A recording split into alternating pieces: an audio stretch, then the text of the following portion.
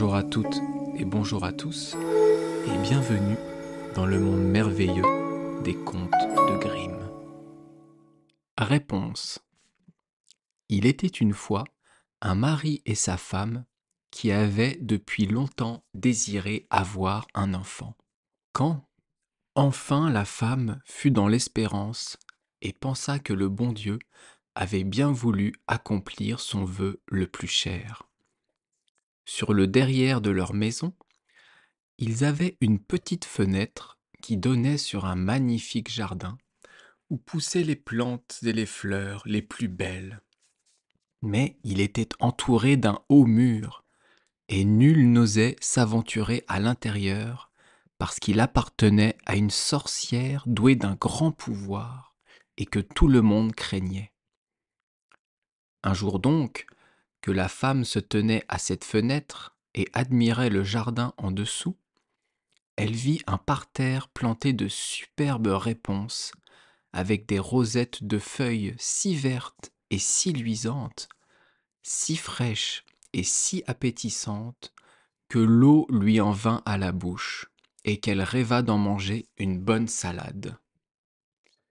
Cette envie qu'elle en avait ne faisait que croître et grandir de jour en jour.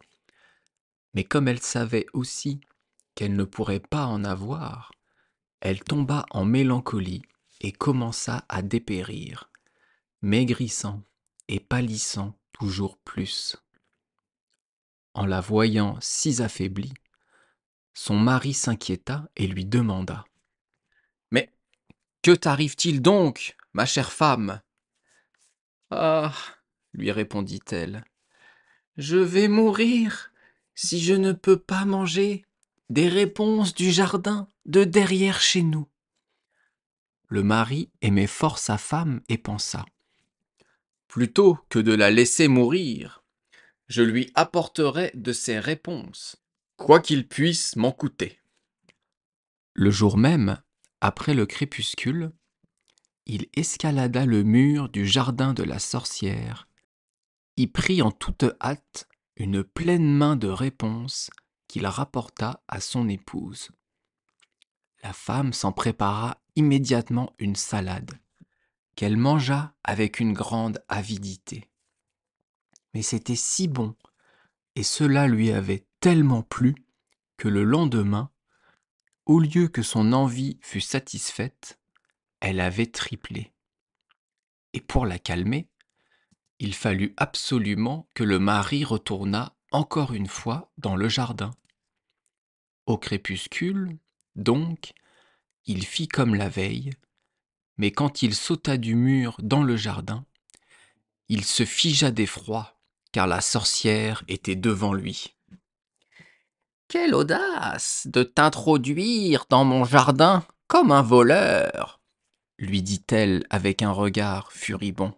« Et de venir me voler mes réponses. Tu vas voir ce qu'il va t'en coûter. »« Oh !» supplia-t-il.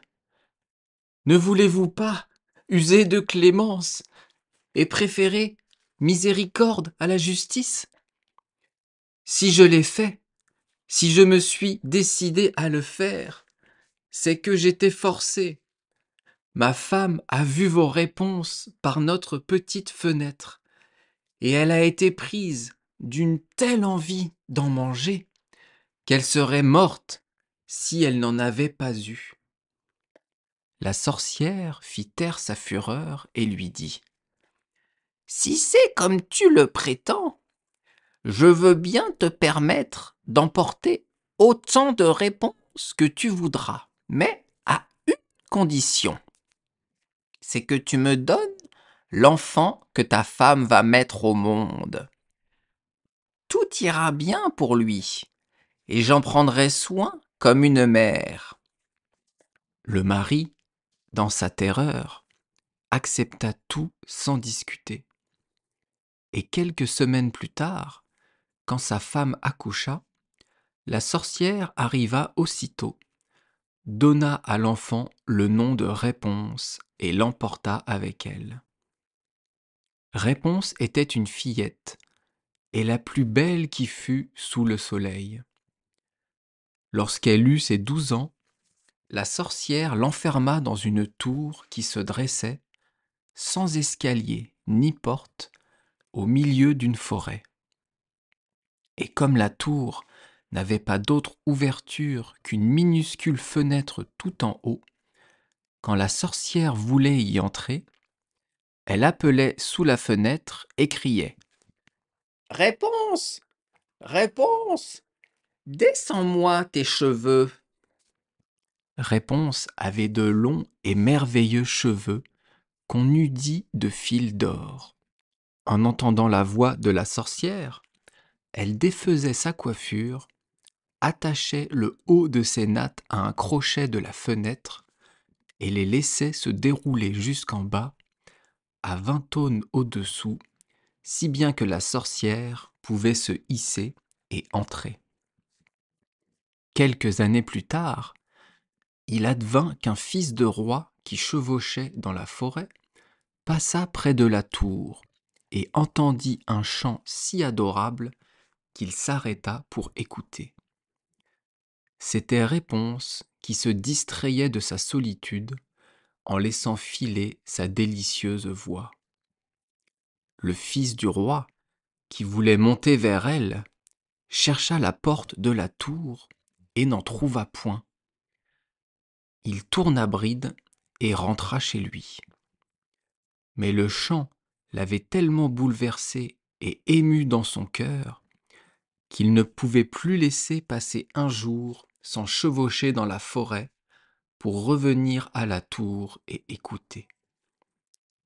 Il était là, un jour, caché derrière un arbre, quand il vit arriver une sorcière qu'il entendit appeler sous la fenêtre. « Réponse, réponse, descends-moi tes cheveux !»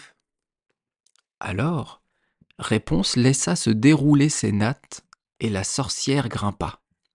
« Si c'est là l'escalier par lequel on monte, je veux aussi tenter ma chance, » se dit-il. Et le lendemain, quand il commença à faire sombre, il alla au pied de la tour et appela. « Réponse, réponse, descends-moi tes cheveux !» Les nattes se déroulèrent aussitôt et le fils du roi monta. Sur les premiers moments, Réponse fut épouvantée en voyant qu'un homme était entré chez elle. Un homme comme elle n'en avait encore jamais vu.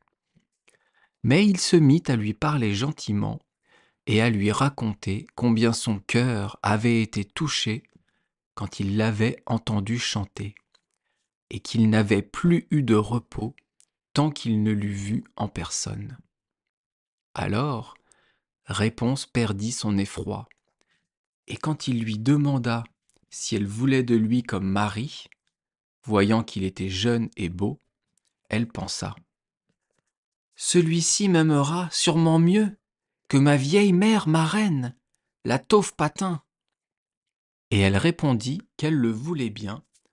En mettant sa main dans la sienne, elle ajouta aussitôt : « Je voudrais bien partir avec toi, mais je ne saurais pas comment descendre.